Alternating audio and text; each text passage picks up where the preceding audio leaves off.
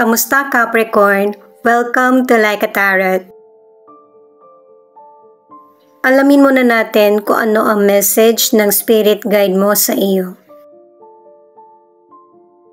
Mamaya, ang aalamin natin ay ano ang dapat mong iwan na sa taong 2024. Aalamin din natin yung situation mo, yung solution, outcome, at saka yung message or feelings ng person mo sa iyo.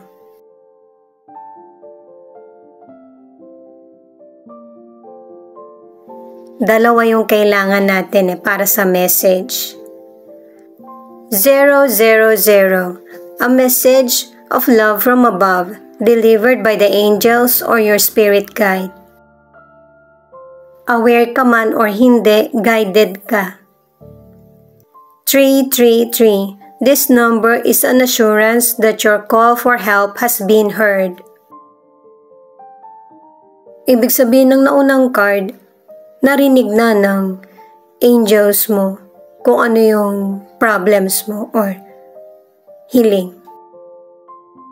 Yung last card ang naging kasagutan. Ang reading natin ngayon ay para sa taong 2024 lang sa kung ano ang dapat mo nang iwan sa taong 2024. At para sa mga bagong viewers, ang reading na ito ay guide lamang. Hindi magre-resonate sa lahat, kaya kunin mo lang yung akma sa sitwasyon mo. At kung kailan mo ito napanood, yun ang start ng 1-week reading para sa'yo. Ikaw na bahala magpalit kung si person mo ito o ikaw.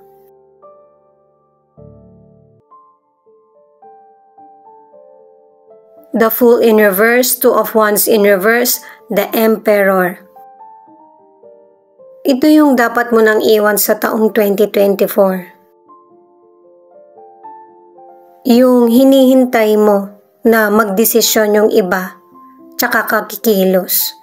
Or naniniwala ka sa opinion ng iba, kaysa sa sarili mong kutob. Importante yung pagkonsulta kasi para siyempre lumawak yung kaalaman mo sa mga gusto mong plano. At saka meron ka naman kakayahan, hindi mo lang ginagamit or hindi ka nagtitiwala sa sarili mo. Kung yung iba kayang mag-provide para sa family or para sa sarili, kayang-kaya mo din. At ang isa pa ay maghinay-hinay sa mga decisions at saka pag-isipan mong mabuti kung ano yung gusto mo or mga plano. Ganun din sa career or negosyo, magkaroon ng paninindigan sa mga nagawa mo or desisyon. Merong career or negosyo na hindi naging matagumpay pero ang advice ng mga cards ay kailangan ng pagsusumikap at saka tiyaga kahit sa mga naghahanap ng trabaho. Yung pagsusumikap mo, tiwala sa sarili ang magbibigay sa iyo ng oportunidad at saka abundance. Hanggang sa mapansin yung pagsusumikap mo at may taong susuporta sa iyo or magbibigay ng advice. Ang ilan na nasa relationship, malayo yung age gap nyo ng person mo, kaya nagiging boring yung relationship nyo. Maaasahan mo siya sa ibang bagay o kaya sa financial, pero pagdating sa love, hindi. Ang ilang single, meron kang potential person na nagugustuhan, pero iniisip mo kung maikipagrelasyon ka ba or maging single na lang. Kasi sa ngayon may pagkalito pa kung ano ba yung gusto mong iprioridad. At saka hindi rin alam nung potential person na gusto mo siya. Maybe dahil sa hindi naman patuloy yung pagpaparamdam mo ng feelings mo dun sa potential person.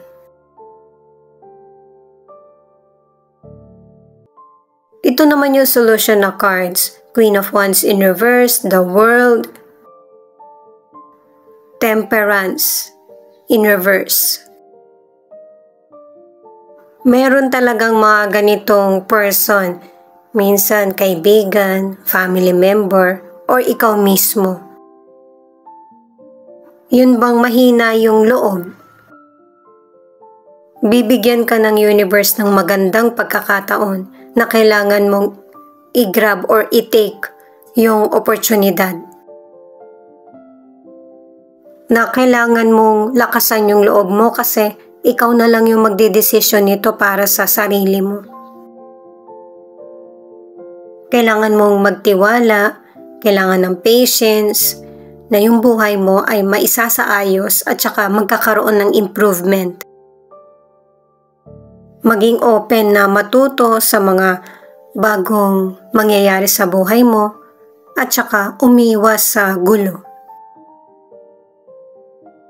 Sa financial, ang ilan sa inyo sumusobra sa paggastos, yung mga hindi naman importante ba? Lalo na't may paparating na financial sa iyo, pwedeng itong buwan or sa susunod na buwan. Nakadalawang cards ka na sa sobrang paggastos. At saka makukulangan ka pa, may posibilidad na ang ilan sa inyo uutang ka. Kung hindi ito nangyayari sa iyo, maging maingat para hindi mawalang saysay yung financial na dumating. Huwag mong tapusin itong taon na ito na dumarami yung nahiram mong financial. Ang ilan na nasa relationship, yung relasyon nyo, sikapin nyo ng person mo na buo, kundi dahil sa inyong dalawa, hindi dahil sa kung ano yung kayang maibigay. Huwag magpa-stress, lalo na kung matagal mo nang gustong magkaroon kayo ng baby ng person mo. Ang ilan naman na nasa relationship, stable at saka secure ang relasyon nyo ng person mo. Nakabuo na rin kayo ng sarili nyong pamilya at saka mga anak. At para sa ilan na nasa relationship, kung nagkakaroon kayo ng problema ng person mo, pag-usapan nyo to ng payapa at saka kung kailan malamig yung ulo ng isa't isa. Hanapin yung solusyon sa problem para maibalik sa dating balanse at payapa yung relasyon nyo. Nasa stage kasi kayo ng person mo na sinusubok yung relasyon nyo. Ang ilang single naman, yung potential person, hindi pa man kayo nagsiselos na. Minsan wala siya sa mood or hindi siya nagpapakita sa iyo. At base sa mga cards, mabait ka kasi dun sa person. Feeling niya meron na kayong relasyon. Pero ang totoo, pinapakisamahan mo lang yung person kasi ganun ka sa kapwa mo or kaibigan. Ito naman yung feelings or message ng person mo, pero dahil connected ka sa kanya, ipapakita rin yung feelings mo. Ibig sabihin, merong person na hindi talaga maganda yung mga sinasabi niya sa iyo, kaya nagiging negatibo tuloy yung pakiramdam mo or nagiging maingat ka sa mga desisyon mo. Kaya pala nasabing mahina ka sa mga cards kasi nga may mga taong mas nangingibabaw yung opinion kaysa sa naiisip mo na plano para sa sarili. Pero susundin mo pa rin kung ano yung minamanifest mo sa buhay. Hindi mo man ito gawin ngayon, soon magagawa mo para sa sarili mo kasi gusto mo ng improvement. Magkakaroon na ng self-growth at saka yung magiging focus ka na sa mga gusto mong paunlarin sa buhay mo, financial, career, or sarili. Magkakaroon ng pagtatalo sa iyo at saka sa person mo dahil sa pagkakaiba nyo. Na sa totoo lang, hindi naman kailangan gawing issue pa kasi mapag-uusapan nyo naman ito at saka hindi naman bad yung intention mo. Kung ano man ang nagawa ng kapwa mo sa iyo, kailangan ng forgiveness o kaya yung wag na magtanim ng sama ng loob. Kailangan mong magpatuloy para walang pagsisisi at saka hindi masayang yung buhay or opportunity na para sa iyo. Kailangan mo nang ibalik yung dating ikaw na confident. Pero syempre dahil nga sa pinangungunahan ka ng pagdududa, takot, nagkakaroon ng pagkalito kung ano ba yung dapat mong sundin or dapat siguraduhin. At saka yung nararamdaman na galit at saka kawalan ng pag-asa ng person mo or maybe ikaw, ito yung magpapadelay sa situation. Kailangan i-free mo yung sarili mo sa mga negative at saka pagkalito. Para maisasaayos mo or ng person mo kung ano yung kailangan sa buhay. Ito naman yung mga cards para sa outcome. Nine of Pentacles, the Judgment, the Hermit. Itong cards mo sa outcome ang nagsasabi na meron kang naging desisyon sa buhay na nagpaunlad sa iyo. Patungkol na to sa sarili mo na nagkaroon na ng awakening. Yung bang namulat na yung isip mo sa kung ano yung katotohanan, kung ano yung mangyayaring maganda sa buhay mo. Kung noon wala kang kumpiyansa sa sarili, ngayon nakikita mo na kung ano yung mga magandang bagay na makapagbibigay sa iyo ng oportunidad, saya, at saka swerte. At saka sa buhay natin, hindi talaga maiiwasan yung distraction at saka pagdududa, pero hindi ito mananatili sa kaisipan mo. Interesting at saka challenging yung mga nangyayari sa buhay mo, pero madali mo na itong mahaharap. Sa kalusugan, may improvement at saka healing. Ang ilan sa inyo wala namang malubang sakit. Kaya nagkakaroon ng problema or health issues kasi ang ilan sa inyo nafo-focus ka sa trabaho mo o sa mga gawain o kaya nagmamadali. Ipahinga mo din yung katawan mo para matatapos mo kung ano yung mga nasimulan mo. Ang ilang single, mapili ka sa person na nagugustuhan. Nahuhusgahan mo sila agad. Maging curious ka kung bakit ibinibigay sa iyo ng universe yung person. Ano yung katangian na meron siya. Kilalanin mo. Ang ilang single naman ay nasa healing process pa lang. Ito naman yung final card na Queen of Pentacles. Ito yung card na yung mga bawat ginagawa mong pagsusumika, pagtitiis ay meron ng magandang resulta. Nakatatlong cards ka na. At ito na yung time na kung ang ilan sa inyo gusto mo nang magkaroon kayo ng baby ng person mo, magkakaroon kayo. Pero base sa mga cards, sa future pa ito. Maraming pabor na kapalaran pa ang darating sa buhay mo, sa career, sa negosyo, at financial.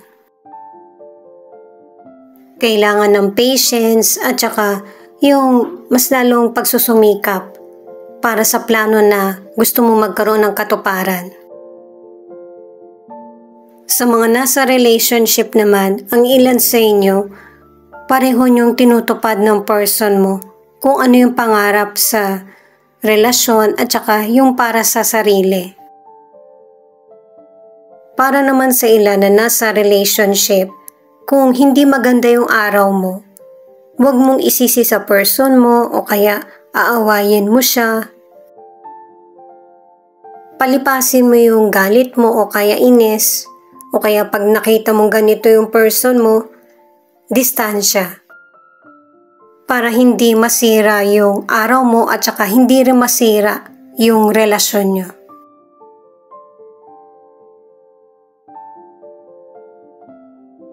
Itong unang card ang nagsasabi na kung nag-decide man kayo na person mo na magkasama o kaya magkanya-kanya, merong bagong simula at saka bagong direksyon na magaganap pareho sa buhay nyo. At itong next card naman ang nagsasabi na kung ano yung mga nagawang desisyon, may mga resulta yan na kailangan mong kaharapin. Mabuti man ang maging sanhi nito o hindi. Ito na kasi yung mga naging resulta ng mga desisyon na nagawa na kailangan harapin. Yung pagtalikod sa responsibilidad o kaya situation, ito yung magpapalaya sa iyo. At saka kung meron kang hindi natapos na sitwasyon, babalik ulit ito sa ibang parte ng buhay mo kahit pa iwasan mo ito. Kaya mas maigi na harapin kung ano man yung situation. Meron pa ring sitwasyon na darating sa buhay mo na kailangan mong harapin at saka pagdesisyonan. Ang kailangan mo lang gawin ay balansehin yung situation at saka huwag mag-isip ng sitwasyon na iniisip mo lang. Kailangan ng pagkilos. At itong card na ito, meron talagang person na iiwan yung situation o kaya relationship. Kung kasama mo man siya, yung person mo, magiging malamig yung pakitungo niya sa iyo. May personal problem itong person mo. Yung mga pagkakamali niya, yung mga decisions niya. Kailangan niya muling hanapin ang sarili niya. Kasi nare-realize na ng person mo pagkatapos ng space o hindi nyo pag-uusap o paghihiwalay, nalaman niya yung mga pagkukulang din niya sa relationship or sa situation. At soon, magkakaroon kayo ulit ng pag-uusap ng person mo patungkol sa nakaraan kung bakit ganito yung mga nangyayari sa kanya. Pwedeng mag-message siya sa iyo o kaya tatawagan ka niya. Dahil sa itong person na to, meron pa rin contact sa iyo. Pwedeng sa online o kaya mga kaibigan nyo. Na para makapag-reach out siya at may paliwanag yung side niya. At saka napansin ko lang sa lahat ng cards mo, yung person mo yung problema. Yung hindi niya makontrol yung sarili niya. Kaya ang ilan sa inyo, pati ikaw naaapektuhan ng kahinaan. Aries, Taurus, Gemini, Libra. Pwedeng hanggang sa charms na ito makaresonate ka or hanggang sa tarot cards lang. Ito naman yung mga letra na posibleng andito yung letra ng pangalan ng person mo o kaya letra ng pangalan mo.